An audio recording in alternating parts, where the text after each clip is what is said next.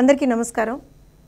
కలియుగ ప్రత్యక్ష దైవం వెంకటేశ్వర స్వామితోటి లడ్డూ ప్రసాదం ఏదైతే తిరుమల ఉందో దానికి సంబంధించి గత కొన్ని రోజులుగా ఏ విధమైనటువంటి రాజకీయాలు వైఎస్ఆర్సీపీ చేస్తుందో, ఏ విధంగా బురద జల్లడానికి వైఎస్ఆర్సీపీ చూస్తుందో, అసలు ఆ లడ్డూ ప్రసాదానికి సంబంధించినటువంటి ఏదైతే కల్తీ వ్యవహారం ఉందో, ఏ విధంగా అయితే అనిమల్ ఫ్యాట్ అందులో యూజ్ చేశారో వాటన్నిటికీ సంబంధించి కొన్ని విస్తుపోయేటువంటి నిజాలు మీ ముందర ఇవాళ రోజున ఉంచాల్సినటువంటి అవసరం ఉందని ఈ పర్టిక్యులర్ వీడియో చేయడం జరుగుతుంది.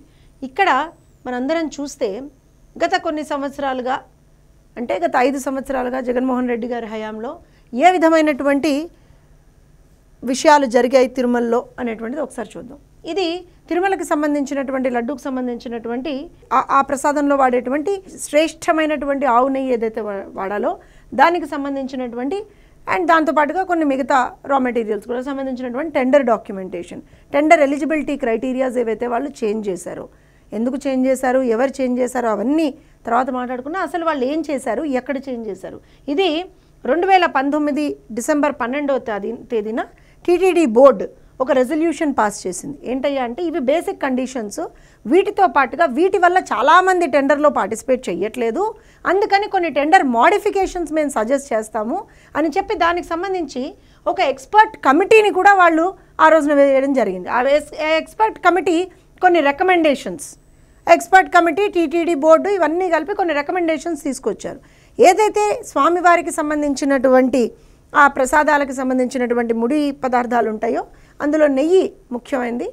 దానికి సంబంధించి జాతీయ స్థాయిలో ఉన్నటువంటి డైరీల నుంచి, రాష్ట్ర స్థాయిలో ఉన్నటువంటి డైరీల నుంచి కొన్ని టిన్నులలో కూడా నెయ్యి తీసుకోవడం జరుగుతుంది. దాని ప్రొక్యూర్మెంట్ కోసం టెండర్స్ని పిలివేయడానికి దానికి సంబంధించినటువంటి కొన్ని ఎలిజిబిలిటీ క్రైటీరియాస్ వీళ్ళు ఏ విధంగా మార్చారు.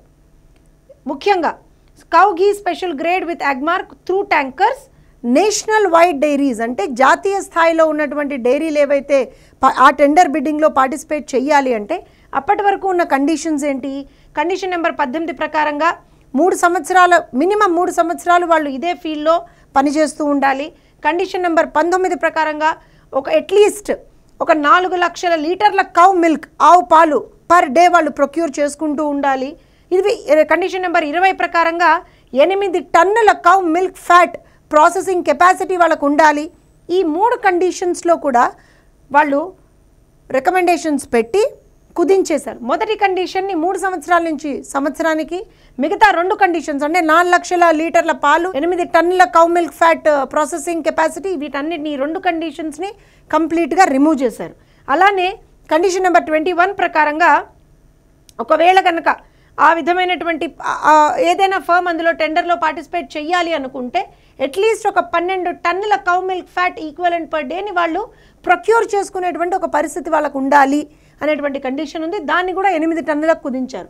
అన్నిటికన్నా ముఖ్యంగా కండిషన్ నెంబర్ 72లో 250 కోట్ల మినిమం టర్నోవర్, యాన్యువల్ టర్నోవర్ ఉండాల్సింది ఆ కండిషన్ని 150 కోట్లకు కుదించారు. ఇది జాతీయ స్థాయిలో ఎవరైతే పార్టిసిపేట్ చేస్తారో టెండర్లకు సంబంధించి ఆ డైరీలకు సంబంధించిన టెండర్ కండిషన్స్, అలానే మోడిఫికేషన్స్ ఏవైతే వాళ్ళు చేశారో, అలానే ఆంధ్రప్రదేశ్కి సంబంధించినటువంటి డైరీలు ఏవైనా టెండర్లో పార్టిసిపేట్ చేయాలి అంటే దీనికి కూడా 3 సంవత్సరాల కండిషన్ని తీసుకొచ్చి 1 సంవత్సరం చేసేశారు. ఏదైతే 2 లక్షల లీటర్ల ఆవు పాలు వాళ్ళు కనీసం ఒక రోజులో 2 లక్షల లీటర్ల ఆవు పాలు ఏదైతే వాళ్ళు ప్రొక్యూర్ చేయాలో దాన్ని తీసేశారు. అలానే 3 టన్నుల cow milk fat processing capacity ఉండాలి, దాన్ని తీసేశారు. అలానే 6 టన్నుల కౌ మిల్క్ ఫ్యాట్ ఈక్వలెంట్ ఏదైతే వాళ్ళు చేయాలో దాన్ని తీసేసి 3 టన్నులకు తీసుకొచ్చారు. అలానే మినిమం యాన్యువల్ టర్నోవర్ 100 కోట్లు ఉండాల్సింది దాన్ని 50 కోట్లకు కుదించారు.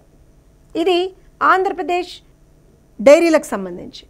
అలానే ఒకవేళ టిన్నులతో అయితే సేమ్ 3 సంవత్సరాల కండిషన్ని 1 సంవత్సరానికి కుదించి ఈ 2 కండిషన్స్ని తీసేసి 4 టన్నుల నుంచి 2 టన్నులకు ఆ ప్రొక్యూర్మెంట్ అనేటువంటిది ప్రాసెసింగ్ కెపాసిటీని తీసేశారు. 50 కోట్లు ఉన్నటువంటి మినిమం టర్నోవర్ 50 కోట్లు ఉంచారు. ఇది జరిగినటువంటి వాస్తవం. ఇది డాక్యుమెంటరీ ప్రూఫ్. అలానే త్రూ టిన్స్ సదరన్ ఇండియా నుంచి ఎక్కడి నుంచైనా మనం తీసుకుంటే ఎగ్జిస్టింగ్ టెండర్ కండిషన్స్ ఏంటి, dairy should be functional for at least for 3 years, దాన్ని 1 year చేశారు. కండిషన్ నెంబర్ 19, 22 కూడా రిమూవ్ చేశారు. ఏంటి, 2 లక్షల లీటర్ల cow milk for the last 1 year. అలానే 2 tons cow milk fat or ghee in excess of its market requirement. ఈ రెండు కండిషన్స్ని తీసేశారు. కండిషన్ నెంబర్ 21, 4 లక్షల కౌ మిల్క్ ఫ్యాట్ ఏదైతే ఈక్వలెంట్ పర్ డే ఉండాలో ప్రొక్యూర్మెంట్ కెపాసిటీ దాన్ని 2 టన్నులకు చేశారు. 50 కోట్ల మినిమం యాన్యువల్ టర్నోవర్ని 50 కోట్లు ఉంచారు. బేసిక్గా వాళ్ళు చేసింది ఇది. అంటే యాన్యువల్ టర్నోవర్ని తగ్గించేశారు. జాతీయ స్థాయిలో కావచ్చు, రాష్ట్ర స్థాయిలో కావచ్చు పాల్గొనేటువంటి డైరీస్కి ప్రొక్యూర్మెంట్ ఏదైతే ఎలిజిబిలిటీ క్రైటీరియా ఉండాలో 4 లక్షలు కావచ్చు, 2 లక్షలు కావచ్చు, దాన్ని తీసేశారు. 3 సంవత్సరాల నుంచి ఇదే ఫీల్డ్లో ఉండాలి అనేటువంటి కండిషన్ని కూడా దాన్ని 1 ఇయర్కి కుదించారు. ఇవన్నీ కూడా suggestions of the committee. The empanelment of the bidders can be made once in 2 years. Expression of the interest can be called from existing dairies or cow ghee manufacturers. Tenure may be 2 to 3 years. Financial bids need to be called for and approved. Only financial bids. Ante idi pure ga cost based tender, quality based tender asalu kaane kaadu. Endukante quality conditions anni vallu teesesaru. Basic ga దీన్ని ఒక cost based టెండర్గా మాత్రమే వాళ్ళు పెట్టారు. అలానే ఫైనల్గా మనం కనుక చూస్తే recommended to approve the proposals without the empanelment clause, and hence the recommendations of the purchase committee are therefore placed before TTD board for approval. TTD board ki mundara approval ki pettinappudu resolution number 371 dated 29 February 2020 సంవత్సరం February 29 2020 సంవత్సరంలో resolved to approve the recommendations of the purchase committee. Also expedite such exercise in procurement of other major commodities. Approval ఇచ్చారు. ఎవరు ఇచ్చారు? అప్పటి chairman, Tirumala Tirupati దేవస్థాన board చైర్మన్గా ఉన్నటువంటి YV Subbareddy గారు. ఇప్పుడు ఏం చెప్తారు సుబ్బారెడ్డి గారు? మీరు కదా ఇదంతా చేసింది. అసలు కాస్ట్ బేస్డ్ టెండర్స్ ఎలా వస్తాయండి ఒక పేటెంటెడ్ ప్రోడక్ట్కి? క్వాలిటీ బేస్డ్ టెండర్స్ కదా ఉండాల్సింది. అసలు టెండర్ కండిషన్స్ ఎందుకు ఆల్టర్ చేశారు? ఎలిజిబిలిటీ క్రైటీరియాస్ ఎందుకు ఆల్టర్ చేశారు? ఎవరు చెప్తే చేశారు? మీరు కదా ఇదంతా చేసింది. ఇవాళ వచ్చి మళ్ళీ దొంగేడుపులు, దొంగ నాటకాలు ఆడతారే బయటకు వచ్చి. ఇక్కడ మీకు ఒక విషయం చెప్పాలి, ఇది చాలా important. Again cow ghee tanker rejected list for the year from 2022 to 2023. 2022 సంవత్సరం 2023 సంవత్సరంలో ఏవైతే ట్యాంకర్లు రిజెక్ట్ అయ్యాయో వాటికి సంబంధించినటువంటి డేటా ఇందులో కనుక మనం చూస్తే ఈ కంపెనీల పేర్లు ఒకసారి చూడండి. వీటి మొత్తం హిస్టరీ, చరిత్ర మొత్తం మన నెక్స్ట్ స్లైడ్లో వస్తుంది, కానీ ఇది చూడండి ఒకసారి.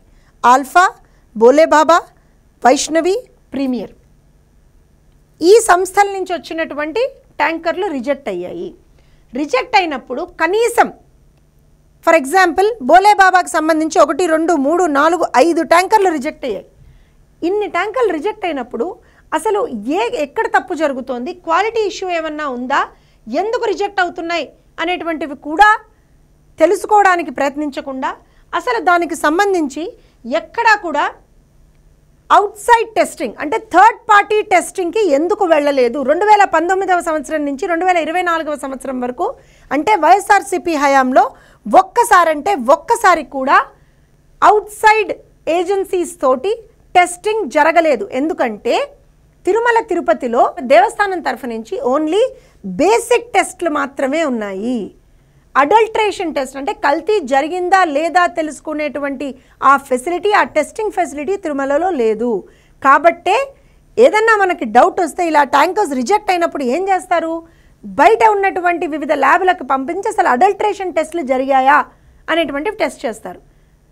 ఇప్పుడు మొన్న జరిగింది, 8 ట్యాంకర్లు వచ్చాయి. 4 ట్యాంకర్లు యూజ్ చేసిన తర్వాత లడ్డూలో వాసన వస్తుంది, ఒక విధమైనటువంటి స్మెల్ వస్తుందని చెప్పి భక్తుల నుంచి ఎప్పుడైతే కంప్లైంట్స్ వచ్చాయో ఇమ్మీడియట్గా దానికి సంబంధించినటువంటి మిగతా 4 ట్యాంకర్లని ఎక్స్టర్నల్ ఫర్మ్స్కి ఏదైతే ఎన్టీటీబీ ల్యాబ్ ఉందో అక్కడికి టెస్టింగ్కి పంపించారు, అడల్ట్రేషన్ టెస్టింగ్కి పంపించారు. అడల్ట్రేషన్ జరిగింది అనేటువంటిది అంత క్లియర్గా రిపోర్ట్ వచ్చింది. మా ప్రభుత్వం వచ్చిన తర్వాత 8 సార్లు ఇప్పటికీ అవుట్సైడ్ ల్యాబ్స్కి టెస్టింగ్కి పంపించారు వివిధ శాంపిల్స్ని. మరి గత ప్రభుత్వం ఉన్నప్పుడు 2019 నుంచి 24 వరకు గత ప్రభుత్వం ఉన్నప్పుడు ఎందుకు ఒక్కసారి కూడా అవుట్ సైడ్ ల్యాబ్స్కి మీరు టెస్టింగ్కి, అడల్ట్రేషన్ టెస్టింగ్కి ఎందుకు పంపించలేదు? సుబ్బారెడ్డి గారు, మీరు దీనికి సమాధానం చెప్పాల్సినటువంటి అవసరం ఉంది. అలానే నేను ఇందాక టెండర్ కండిషన్స్ గురించి మాట్లాడాను కదా, ఆ టెండర్ కండిషన్స్లో మార్పులు చేర్పులు ఎందుకు చేశారు అనే దానికి ఒక చిన్న ఎగ్జాంపుల్. ఇందాక మీరు చూసినట్టుగా ఆల్ఫా వాళ్ళకి Alpha milk foods private limited, Bolebaba organic dairy milk private limited, premier agri foods private limited.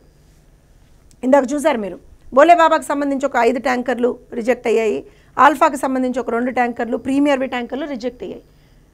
వీళ్ళ ఫైనాన్షియల్ ఇయర్ 2019లో వీళ్ళ యాన్యువల్ టర్నోవర్ 205 కోట్లు, భోలేబాబా 215 కోట్లు, వీళ్ళది 366 కోట్లు. 2020 రికమెండేషన్ అయిన తర్వాత 251 కోట్లు, 187 కోట్లు, 473 కోట్లు. 2021 232, 194, 2022 305, 185. అంటే ఏదైతే 5 ట్యాంకర్లు రిజెక్ట్ అయ్యాయో భోలేబాబావి, వాళ్ళలో కనీసం ఏ సంవత్సరం కూడా వాళ్ళు బేసిక్ అంటే ఇదివరకు ఉన్నటువంటి టెండర్ కండిషన్ని వాళ్ళు మీట్ అవ్వలేదు. అంటే వాళ్ళకి ఫేవర్ చేయడానికే టెండర్ కండిషన్స్లో మార్పులు చేపట్టారా మీరు? లేకపోతే ఇంకోటి premier agri private foods private limited, వీళ్ళ బేసిక్ ఆపరేషన్స్ ఏంటి? Tanning and dressing of leather, manufacture of luggage hand bags, saddlery and harness. అసలు బేసిక్ కండిషన్ తిరుపతి స్వామివారి నెయ్యికి సంబంధించినటువంటి టెండర్ వేయాలంటే basic condition it should be a dairy, either a dairy or dairy అంటే milk procurement unit అన్నా అయి ఉండాలి. ఈ బేసిక్ కండిషన్ని కూడా ఎందుకు తుంగలో తొక్కారు మీరు? అసలు వీళ్ళకి ఏ ప్రాతిపదికన టెండర్ వేయడానికి మీరు క్వాలిఫికేషన్ ఇచ్చారు? ఇది ఇంపార్టెంట్ కదా, దీని గురించి మేము మాట్లాడకూడదు. అలానే alpha milk foods private limited, production, processing and preservation of meat, fish, fruit, vegetables, oils and fats. ఇది వీళ్ళ బేసిక్ బిజినెస్. ఇప్పుడు మీరు ఇంకొక విషయం చెప్పాలి. ఇది again as Karnataka milk products limited. ఇది ఎందుకు తీసుకొచ్చాను అని అంటే నందిని ఘీకి సంబంధించినటువంటి కర్ణాటక మిల్క్ ఫెడరేషన్ వాళ్ళకి సంబంధించినటువంటి వీళ్ళ బేసిక్ యాక్టివిటీ ఏంటి? Manufacture of dairy product, production of raw milk is classified in class 0121. అంటే వీళ్ళ బేసిక్ బిజినెసే డైరీ ప్రోడక్ట్స్. ఇలాంటి ఫర్మ్స్ నుంచి కదా మీరు తీసుకోవాల్సింది. ఎందుకు చేంజ్ చేశారు కండిషన్? ఎవరు అడిగితే చేంజ్ చేశారు? ఎవరు చెప్పితే చేంజ్ చేశారు? ఏం భగవంతుడితో ఆటలా మీకు? సరే, ఇవాళ పుట్టుకొచ్చాడు కొత్త మహానుభావుడు జగన్మోహన్ రెడ్డి. ఎన్ని రోజులు కళ్ళు మూసుకొని ఇంట్లో పడుకుని ఇవాళ బయటకు వచ్చి లేదు నేను వెళ్తున్నాను, నేను తిరుమలకి వెళ్ళిపోతాను, తిరుమలకి వెళ్ళి నేను దేవుడిని దర్శనం చేసుకుంటాను. ఎందుకంటే యావత్ ప్రపంచంలో ఉన్నటువంటి శ్రీవారి భక్తులు, యావత్ భారతదేశంలో ఉన్నటువంటి ప్రతి ఒక్కళ్ళు కూడా కాండ్రించి ఉమ్మేస్తున్నారు జగన్మోహన్ రెడ్డి మీద. జగన్మోహన్ రెడ్డి చేసినటువంటి దుర్మార్గాల మీద, అపచారాల మీద, భగవంతుడితో ఆడినటువంటి ఆటల మీద, దాని నుంచి తప్పుదారి పట్టించడానికి డైవర్షన్ టెక్నిక్గా ఇవాళ రోజు నేను వెళ్ళిపోతాను తిరుమల అంటున్నావు. వెళ్ళిపోతావు తిరుమల, వెళ్ళు. ఎవరైనా స్వామివారి దగ్గరికి వెళ్ళొచ్చు, అభ్యంతరమే లేదు. స్వామివారికి కోటానుకోటి మంది భక్తులు. కానీ నీకు స్వామివారి మీద భక్తి ఉందా?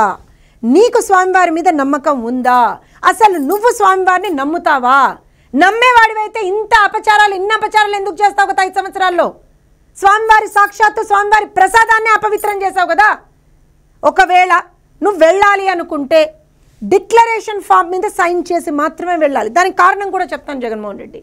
According to rule number 136 of TTD Tirumala Tirupati Devasthanam under act 30 of 1987 issued via GO number 311 311 revenue endowments department dated 9/4/1990. ఈ యాక్ట్ ప్రకారంగా ఎవరైనా సరే నాన్ హిందూ పిల్గ్రిమ్స్ ఎవరైనా సరే తిరుమల మీద అడుగు పెట్టాలి అని అంటే, స్వామివారిని దర్శించుకోవడానికి వెళ్ళాలి అని అనుకుంటే ఈ ఫామ్ని సైన్ చేసి మాత్రమే వెళ్ళాలి. ఎక్కడ? వైకుంఠం క్యూ కాంప్లెక్స్ దగ్గర ఉంటుంది అది. అయితే ఇందులో ఏముంది జగన్మోహన్ రెడ్డి? చదవచ్చుగా నీకు, చదువు. I so and so belong to so and so religion. However, I have faith in Lord Venkateshwara and reverence to him and to his worship. నేను భగవంతుడిని నమ్ముతున్నాను, స్వామివారిని నమ్ముతున్నాను, నాకు ఆయన అంటే భక్తి, ఒక్కసారి ఆయన్ని దర్శించుకుంటాను అని మీరు ఒక డిక్లరేషన్ సైన్ చేసి ఇవ్వాలి. జగన్మోహన్ రెడ్డి మీరు గనక తిరుమల వెళ్ళాలి అని అనుకుంటే, మీ తిరుమల వెళ్ళడం వెనుక ఏ విధమైనటువంటి రాజకీయ కోణం లేకపోతే, నిజంగా మీరు స్వామివారి పట్ల భక్తితోటే మీరు తిరుమల వెళ్ళాలి అని అనుకుంటే ఈ ఫామ్ మీద సిగ్నేచర్ చేసి అప్పుడు తిరుమల కొండ మీద అడుగుపెట్టండి. లేకపోతే మీకు తిరుమల కొండ మీద అడుగుపెట్టేటువంటి నైతిక అర్హత లేదు. ఇదేదో మేము ఇవాళ కొత్తగా ఏం మాట్లాడలా. మీరు 5 సంవత్సరాలుగా నాకు అధికారం ఉంది కదా, నేను అధికారంలో ఉన్నా కదా, నేను ఏం చేసినా నడుస్తుంది, నన్ను ఎవడు ఆపేది అనుకుంటూ వెళ్ళిపోయారు కదా. అప్పుడు కూడా మేము చెప్పాం. మా పార్టీ ప్రధాన కార్యదర్శి ఇప్పుడు మినిస్టర్ నారా లోకేష్ గారు ఆ రోజు క్లియర్గా చెప్పారు, ఇతరులు ఏమంటున్నారు అన్న దాంతో సంబంధం లేకుండా మీ అంతటా మీరు బాధ్యతతో మనోభావాల్ని గౌరవిస్తూ తిరుమలకి వెళ్ళాలి అనుకుంటే ఒక డిక్లరేషన్ సైన్ చేసి వెళ్ళి ఆదర్శంగా నిలవండి అని ఆ రోజున కూడా సలహా ఇచ్చారు. ఈ రోజున ఇప్పుడు కూడా మీకు సలహా ఇస్తున్నాం, తిరుమలకి వెళ్ళాలి అనుకుంటే డిక్లరేషన్ సైన్ చేసి వెళ్ళండి. Because you have to follow the rituals. మీరు తిరుపతిలో ఎన్నో అపచారాలు చేశారు. స్వామివారికి ఏ విధమైనటువంటి ఆయనకు సంబంధించినటువంటి ఆచార మర్యాదల్ని, ఆ ట్రెడిషన్స్ని, కస్టమ్స్ని మీరు ఏ రోజున ఫాలో అవ్వలేదు. బ్రహ్మోత్సవాలప్పుడు కూడా స్వామివారికి పట్టు వస్త్రాలు సమర్పించాలి అంటే సతీ సమేతంగా వెళ్ళాలి అనేటువంటి ఆ కండిషన్ని, ఆ కస్టమ్ని కూడా మీరు ఆ రోజున పాటించలేదు. అందుకే చెప్తున్నాను జగన్మోహన్ రెడ్డి గారు, మీకు ఏమాత్రం బుద్ధున్నా, మీరేమాత్రం నేను రాజకీయం చెయ్యట్లేదు అని అనుకుంటే ఖచ్చితంగా మీరు తిరుమలకి వెళ్ళాలి అంటే డిక్లరేషన్ సైన్ చేసి మాత్రమే వెళ్ళాలి. లేకపోతే మీకు తిరుమల మీద అడుగుపెట్టేటువంటి నైతిక అర్హత లేదు.